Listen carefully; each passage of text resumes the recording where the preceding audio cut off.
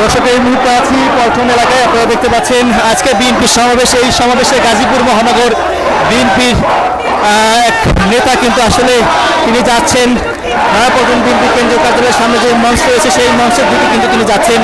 সেটি আমরা এই ভিডিওর মাধ্যমে আপনাদেরকে দেখানোর চেষ্টা করছি। দর্শক এই ভিডিওটি কে কোথা থেকে দেখছেন কমেন্টে জানাতে পারেন, সম্ভব হলে ভিডিওটি সবাই শেয়ার করে দিতে পারেন।